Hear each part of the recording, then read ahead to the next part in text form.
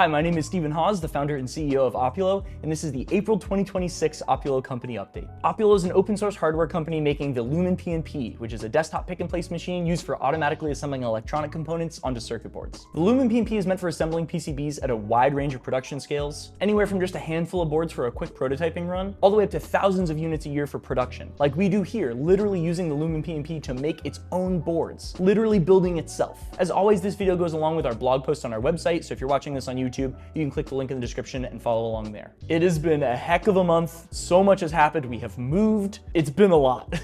But as always, we're going to start with our lead times. As always, the lead time listed on every product page on our website is the ground truth, accurate way to find out how long it's going to take for something to get to you. This number is what we use to determine internally how long we have to make it. So if you're curious about what the lead time is, always check the product page. That is the most accurate way to tell how long it's going to take. Internally, it's actually still, even after the move, a little bit faster than what we're listing right now. So it should be a little faster for big ticket items like feeders and Lumen PNPs, but in general, we put the lead time up because that's when we guarantee we know we can get it to you by. We have just moved into a space that is almost 4 times larger than our previous one, and we are looking for assembly techs to help join our team and bring this lead time down. So if you live in the Pittsburgh area, you'd like to help us build pick and place machines, please apply. There's a link in the description and the blog post, or you can just go to careers.opulo.io. All right, next up, I'm super excited to announce that we are officially carrying GC10 and GC50 solder paste. This is the best paste that we've ever used. We've tried so many different kinds. GC10 is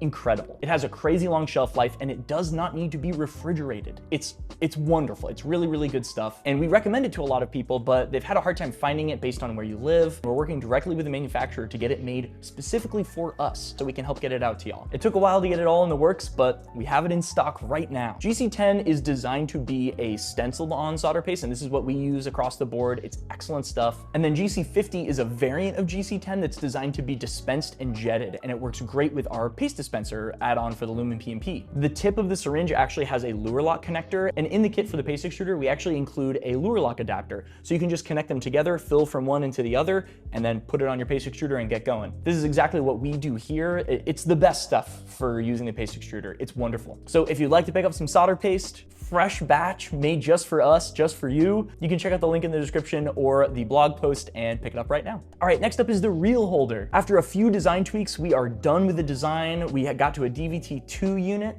which I have right here, and it is slick and clean cut. Reels are really easy to just take off and move around on the rail. There's some ergonomic grips on the edges, so it's easy to move the whole thing around. And importantly, you can grab a reel with one hand, move it around, and put it back on without needing to use the second hand. It's all one-handed operation, no tools for any of it. Even getting a reel off of the holder is just a knob. And there it is. The way that this attaches on is very similar to how a feeder works, but it's slightly different because it's not wrapping around just one extrusion, it's 2 at a distance. So it needed a couple tweaks to make it feel right, but it works great. They're rock solid on there. They're not going anywhere. We're really stoked with the design. These reel holders are actually universal across any type of reel that you might have, from 8, 12, 16, or 24 millimeter tape. The way that you adapt it for different size reels is based on the knob that you use to attach it in. So we actually have a PEM stud attached into this panel. And if you attach a 2U knob on, then it can hold a much wider reel, or a skinnier one for an 8 or 12 millimeter reel. And this makes the whole assembly a lot thinner so you can fit more of them. By breaking up these knobs into these 2 different formats, it makes sure that whatever feeders you have loaded on a rail of your Lumen, the front or back rail, you're gonna be able to fit the reels on it. So ideally you have 2 of these, one for the front and the back of the machine for each of your feeder reels. We're really excited about this. We have PVT units coming in very shortly. I think they're already in the mail. So we're gonna build up those, make sure all that's good, test out manufacturing, and then we'll launch into full production and get them available on our web store. All right, next up is our office move. We're done. Everything is out of the old place. It is completely empty. The move happened in literally 1 day. We thought it was gonna take like a day and a half, but the movers were incredible. They realized they could probably pull it off in a single day because we were so packed and prepared that they just decided to try and crank it out. And we were done at 11 p.m. Last Friday night, a week ago from when this video is coming out. It was a wild day.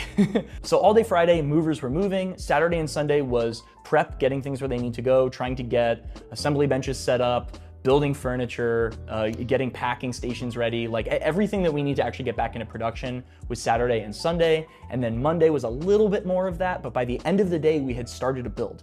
So all in all, we were only officially offline for about a day and a half. which is awesome. I couldn't have asked for it to have gone better. We did finish the build of the previous week a little earlier, so we were able to stop production by like Wednesday, and folks got a couple days off because there wasn't anything to build. It was all packed up by then. We're already done with this week's build, actually kind of early, and we're getting a jump on next week. It's incredible how much faster we're able to make stuff in this space versus the last one, just because we have more space, because we have the ability to lay things out better. We have not hired any new people for the assembly team from when we were back in the old place. It's purely just from layout improvements. We're building stuff faster. It's really incredible. And that's just from a couple days of trying to optimize layout and stuff. Like, we have so much room to experiment and figure out the best way to do stuff. I'm really excited. In a little bit, I'm gonna take you around the office and show you how we have it all set up right now. It's really cool. It's such a cool space, and it really fits what we're trying to do so well. I could not be more excited about it. And show you all the different open source projects we've named all the rooms after and all that kind of stuff. Oh, it's really crazy. It's been great. It's been great in every way. All right, as always, lastly is our job postings. I know I've said it a million times already in this video, but we're looking to hire assembly techs, fill out some more of our space, bring our lead time down. So if you live in the Pittsburgh area, you like building stuff, you want to help us build pick and place machines, please apply. There's a link in the description of the YouTube video, in the blog post, and you can just go to careers.opulo.io. Please apply. There's also a couple of other job postings up there as well, so please go and check those out too. If you'd like to help contribute to Opulo in some way, we'd love to hear from you. All right, so we're gonna start in this room. Let me turn this around. Okay, this is the room in the corner of the building. I have some of the shades closed because it gets really hot in here with all the sun coming in, but we have a killer view of the uptown neighborhood in Pittsburgh. And let's see if we can get it to focus through that. There we go. Sick view down that way. But this room it also has a skylight, which is pretty rad. And it has so much light, so we decided to make this for filming stuff. This will be like the video room. And we called it Satina, named after the open source digital camera. Awesome open hardware. Camera is beautiful. So yeah, so this is our camera room. And not too much stuff in here right now. Honestly, most of it's out in the hallway. All right, going out into here is Godot, which is named after the game engine. This is R&D. So this is where R&D electronics bench is. There's gonna be a whole bunch more benches in here as well. Cart for different projects. We're gonna have a bunch of hardware on this shelf.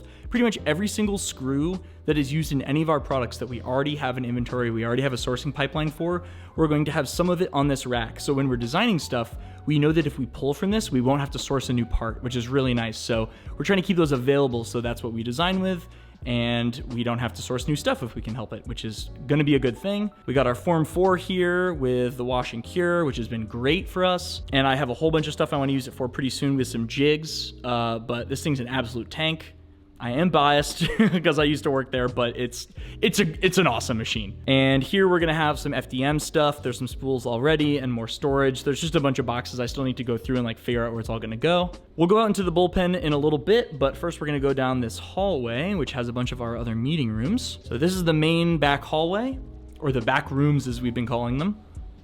This room is called Nox. Nox is a Python testing library, and it's actually written by our very own Thea Flowers, so we figured it'd be pretty cool to name a room after an open source project that she made. This room is eventually going to be for like testing out new products and probably some overflow R&D. Also pretty rad view out here.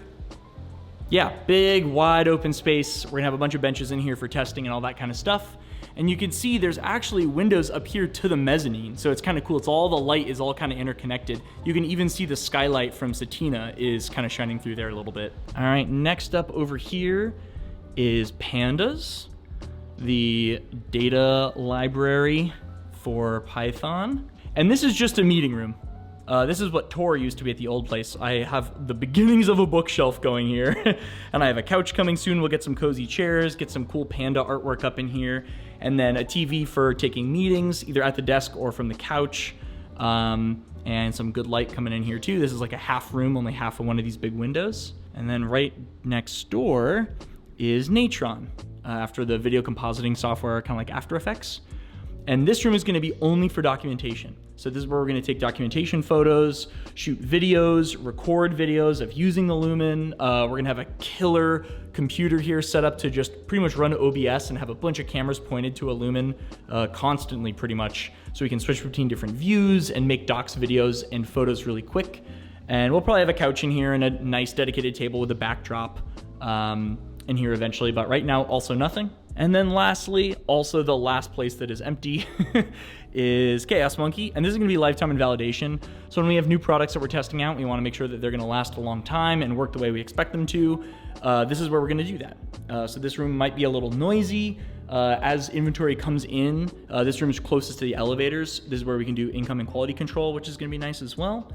And yeah, and then lastly, this one we've been walking by on the left is Novena, and this is our shop. So this is where we're going to effectively be making jigs and maintaining jigs.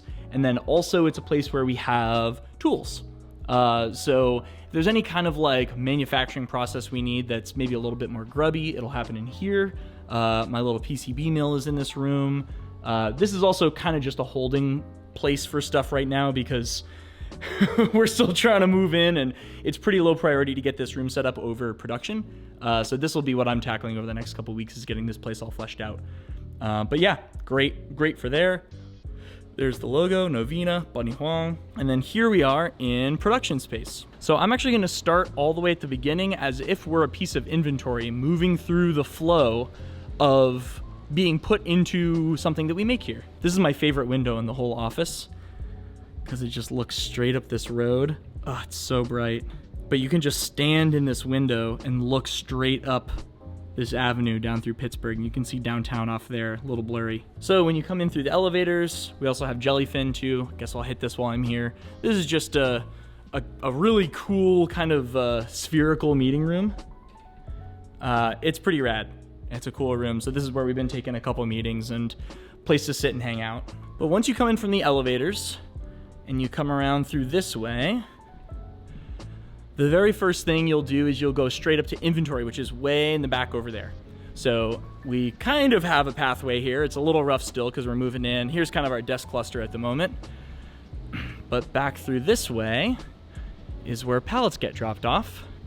And we're currently working on going through boxes and cleaning up all of our inventory and figuring out exactly how to get it all sorted and organized up on these shelves, trying to determine if we need more of these shelves or if this is sufficient, and kind of going through that process of taking the opportunity to do a really good job organizing all of our inventory. All these bins here. This is what we had at the last place too, but you know, kind of going through the whole process. It's been really, really good. But yeah, generally this whole back section is all going to be for boxes inventory. And then this will be for electronics. This is where we'll run lumens, our little kitchenette back there opposite the bathrooms. And then we'll check out the print farm while we're here. So we haven't added any new printers to the farm yet, but just changing the layout, like I mentioned before, has made production go so much faster for them. It's crazy. And we have another 10 or so that we want to toss in there. So that's super cool. We also have a lot more laid out space for processing prints and even doing maintenance on printers, which is going to be great here. And here's the computer where we're sending prints from. We're using Bamboo's farm software, which was a little rocky at first, but it's really, really good. After you get it all set up, oh my gosh, it's so good for running a farm. It's wonderful.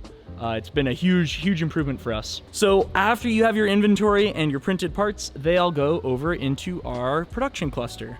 So this is very similar to what we had at the old place. We're trying to only change a few things at once. But we generally have changed a little bit about what gets built at each bench. I don't have all the lights on here, but each one of these benches has its own dedicated work light and its own driver if it's needed. But certain things are built at certain benches, so we're optimizing for what actually needs to happen at each bench. And of course, Picard. And I think Vin Diesel's hanging around here somewhere too. So this is where most of the production happens for lumens.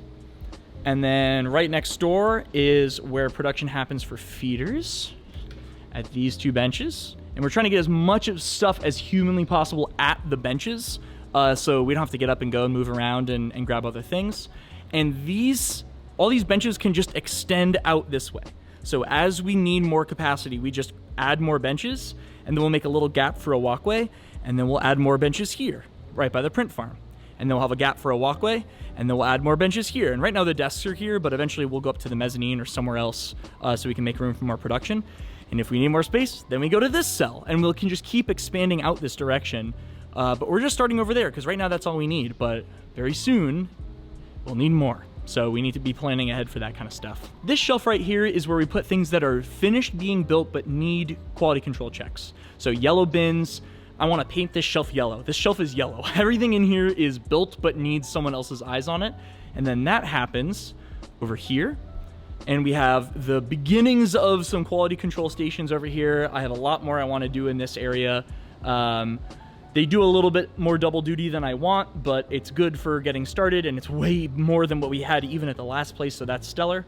And then once stuff is quality control checked and guaranteed good, then we pass it over to this shelf, which is our green shelf. And the only things that are on this shelf are done. They're checked, they look good, they're ready to go, and then they can get trayed up into trays on this pair of tables right here. So this really only happens for like lumen trays and feeders. Feeders get packed into these trays, and lumens get packed into these trays. So that's where all that happens. Traying up happens right here, and then once they're done, they go onto this shelf. And this shelf is ready to go into a box. There's an order, and we're fulfilling a specific order, and we're putting all the things that a person ordered into a box or a combination of boxes. And this is the grocery aisle where you pick your things from. And so there's some lumens here that are ready to get boxed up, along with some accessories up top that are also ready to go, amidst some other things I need to move around. They get packed up here, and then this is our shipping department. This is where all our printers are. We've standardized on all these Dymo labels of these 3 different sizes, so all of our labels are one of these 3. And we also have our paper printer and receipt printer here as well, and this is where labels get printed, packages get boxed up, and then they go around to our U-boat. And then this is what UPS eventually will come every day to pick up, but right now we're just doing it on our weekly cadence like we always have. And then that'll go out to the elevator, and then off it goes all over the world. This is our recycling bin. Don't be a clown, break it down. So this is where broken down cardboard goes, which goes to recycling, which is great. And we have a couple other trash bins. And then lastly, I got the server rack all populated. So these are all patch panels going out all over the office. These were already here when we moved in, so I just identified which one goes to which room, put them into our switch. Got another patch panel here with keystones that goes up to our router. And then also this is the new server that we built specifically for the office, which eventually is going to be a NAS that's going to hold 48 terabytes of footage. Right now I have a different server doing that, but I'm going to switch that over to this. It also hosts our internal wiki and a Kanban system for tracking things that need to be reordered that isn't in Illini, and the old Raspberry Pi that used to do all this stuff and was struggling. And now we have a proper server. And yeah, that's where we're at right now. A lot of work getting all this set up and moved over, but it's so good. It's so good. And then up there, the mezzanine, we haven't even touched it yet. That's all space to grow. And our little field of lumens over here that need to find a home. All right. That's it for this one. Thank you all so much for watching. As always, if you have any questions or comments about the format of these videos, the things I talk about in them, if you have any questions for me or the team, please do not hesitate to reach out. You can leave a comment on this YouTube video, or you can just contact us directly at support.opulo.io, and we'd love to hear from you. Thank you all so much for watching. Have a great month, and I'll see you in May.